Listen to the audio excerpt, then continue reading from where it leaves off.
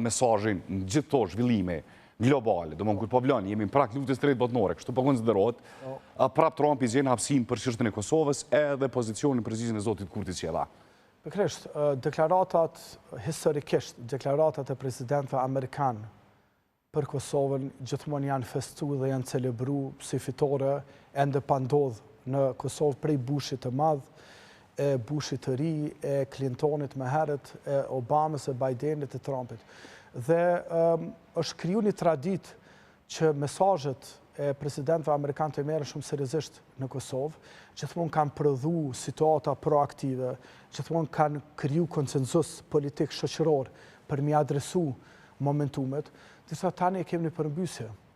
Pra kemi një deputet, zotin Kurti, i cili po pretendon që është edhe kryeministër, i cili po mundohet mu fsheh prej Amerikës, mu fsheh prej Bashkimit Evropian se po ja kërkon implementimin e marrëveshjes që vetë ka pranu, mu fsheh prej opozitës sepse ka bloku kuvendin e Republikës së Kosovës, mu fsheh prej qytetarëve i rrethum nga 10-15 bodyguard, pra ajo është duke u fsheh nga përgjithësia.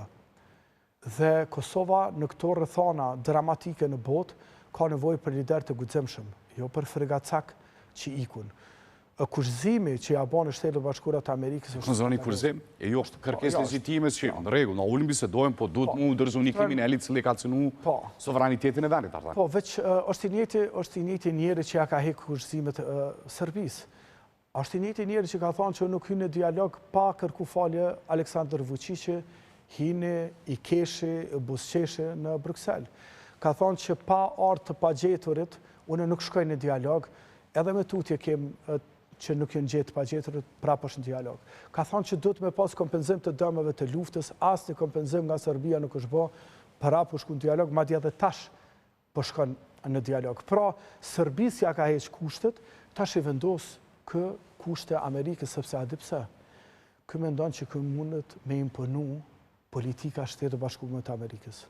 Pra, këtë fuqi e ka. Dhe unë mendoj që këto janë tone të papranueshme, sepse ne kemi 3 skenare, Fidan.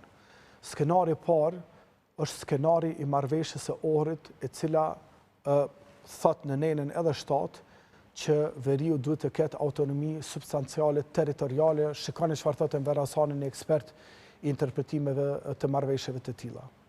Edhe nuk ka një reciproke, cila ka qenë qysh për fillimit, si kushte dhe pozicionin edhe nuk ka një reciproke.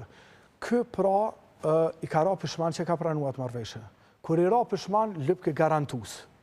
Ja qitën Macronin, Scholzin, edhe të tjerë lider evropian e garantun. Ja dha një farë bese që në rregull është marrëveshja. E pranoj ato. I ra pishman tash kërkon në nënshkrim. Nesër mu bo në nënshkrime, ka me kërku vulja. Nesër mu bo vulja, thot hajde të qëjmë të noteri. Pra, kështë të jikë marrëveshjes që vete ka në nënshkru, sepse e din që është autonomi substanciale për veriun. Edhe ju jikë evropianve, ne kemi po tash do ambasador të Bashkimit Evropian që janë proaktiv, sepse dëshirojnë që në punë që e ka nisë me përfundu. Pra, në që për jikë marrëveshjeve, a është kjo arsyeja pse jemi blokat institucionale arta? Pa tjetër. Do thotë, kjo jikë marrëveshjes së Ohrit nga evropianët. Kjo jikë një ide e cila nuk është shfaq nga presidenti Trump duke vendosur kushte. Kjo është vetëm për një zgjidhje. Zgjidhja ati është status quo. Do të thonë me lanë që është situatën me ecë. Çka do të thotë mesazhi Trumpit? Që do të thotë status quo?